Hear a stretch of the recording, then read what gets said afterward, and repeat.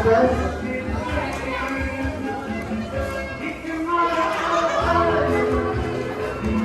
Lahat, paspas gamay, paspas gamay.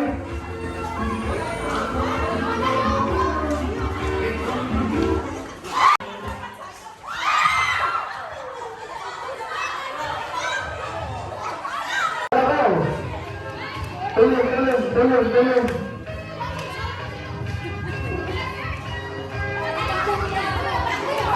Ha?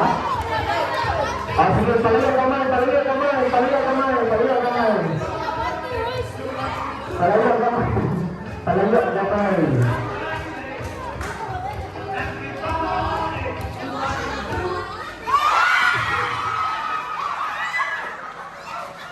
Pinsay, wala ka.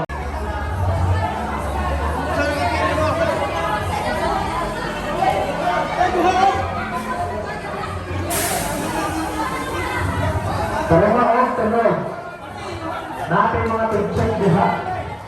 Natuloy na ang victor. Nahuli na ang victor. Dahil. Nabulugay. Pagkayo, sige rin. Lahat challenge, you only have 5 minutes more. 5 minutes. Kaya katanong sa electric fan. Dili kalungan ang electric fan. Karuwa ang bulang para di mapalik.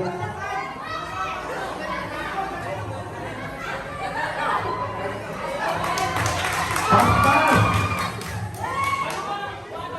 Ayan, challenge ang electric fan. Dili kalungan.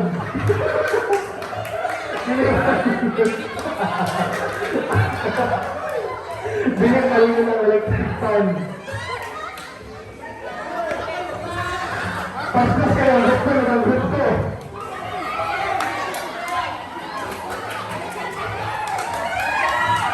Dalangan ang gusto. Dalangan.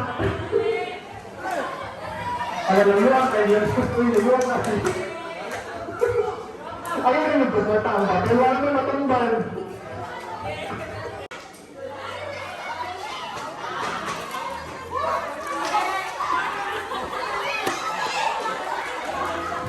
Pascal!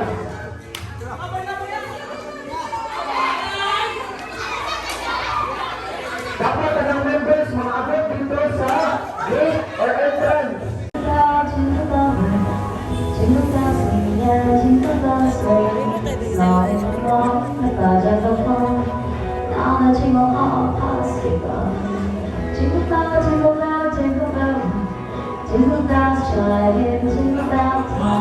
Dancing and jingle bells swing in the frosty air. What a bright time, it's the right time to rock the night away. Jingle bell time, it's a swell time. Go riding on one horse, like come on. Bring up to your voice, take a happy. Jingle around the sun. We sound like a jingling feet. That's the jingle bell ride. Saya kamu? Ikuan mo si Mr. Marino. Saya kata. Sige na, kayo dyan na kayo kag-atayo. Ulit na.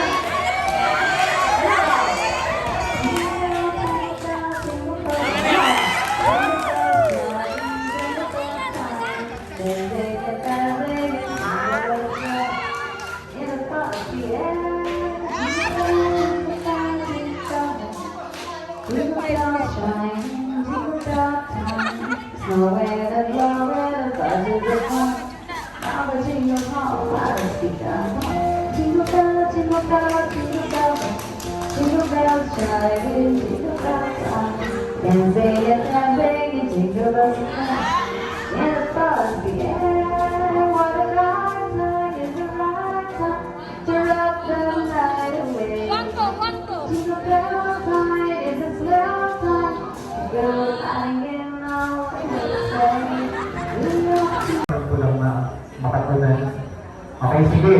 Fun frenzy in 3, 2, 1, go! You have to prepare kayo sa lasang dagan kayong mga distractor na mga bot. Ay mga animal, mga sweet fruit sa inyong animal.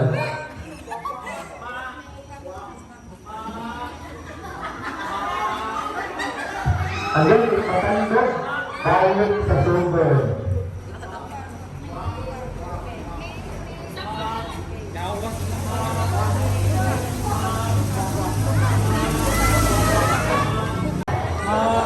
Okay, season na. Usa sa number 1. 400 foot next animal. Okay, 400 foot next animal.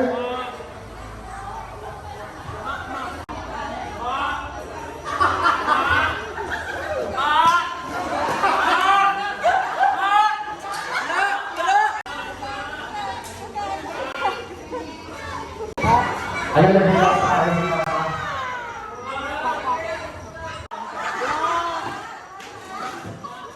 Masangit.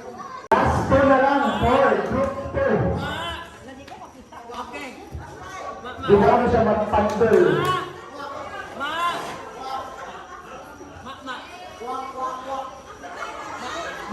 Ma'am, ulit ma'am. Pinasangga ka ma'am. Balik, balik.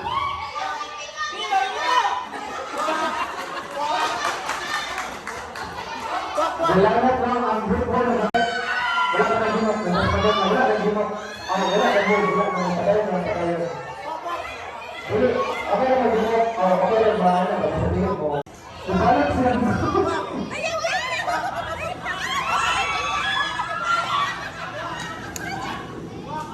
Tawag sa girl. Ano? Last na, ang group 1 and last one. Crowded town of Bethlehem.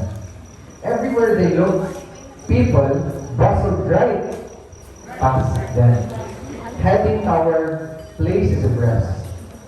They had all left their towns and villages and come to Bethlehem loaded down with bags and baskets in order to be registered and counted.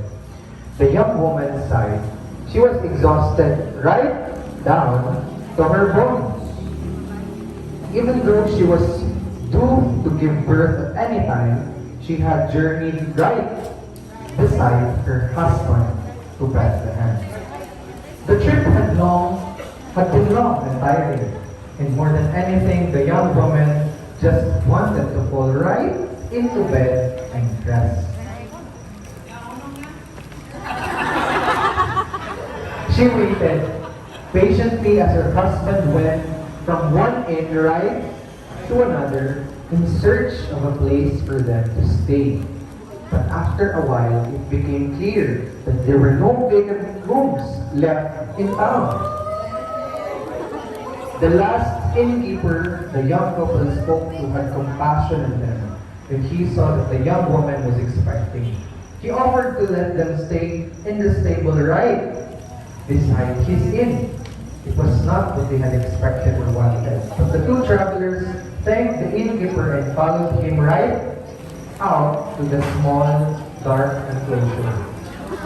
It was right there in the cold stable, surrounded by animals and the smell of the hay, that the young woman gave birth to her child, a son. She wrapped him right up in strips of cloth to keep his tiny form warm against the cold air. Her husband filled the feeding trough that had been left empty with hay and laid the tiny baby boy inside it.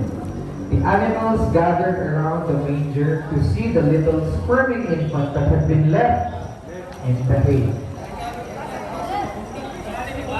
The young woman smiled as she watched them lean right down over the child to gaze adoringly at him. They seemed to recognize their tiny king right away. It thrilled and amazed the young woman to see awestruck reaction of the simple creatures. Later into the night, there was a commotion right outside the stable. The little family roused from sleep to see a group of shepherds who had left the fields to come into the town, seeking the newborn child. The shepherds told the young woman and her husband of how angels had appeared right before them in the night. and had shared with them the glorious news of the birth of the Messiah. They had hurried right up to find him among the crowds in that moment. The shepherds left their bleating sheep at the door and knelt right before the young child in the manger. They worshiped and praised the baby and shed happy tears of hope and joy as they gazed upon him. They left the stable and went out into the city to tell everyone they met about what they had seen in the night. The young woman picked up the tiny baby boy and cradled him right against her heart. She thought of all the things that had happened that night. The bird, the animals, the angels, and the shepherds. She knew in her heart that what had come to pass was miraculous. The Son of God had left his throne in heaven and had come to earth to redeem his people at last. The prophecies of centuries ago were being fulfilled right before her eyes. She looked down at her sleeping child. She knew he was more than her son. She was holding the King of heaven and earth, the hope of all mankind, right in her arms. Merry Christmas! For receiving this blessing. And everyone will to go together, abrilin na sa atong mga gifts kung sa atong na-receive. Okay, open na ito. Kung sa ka pa ang atong na-receive this Christmas.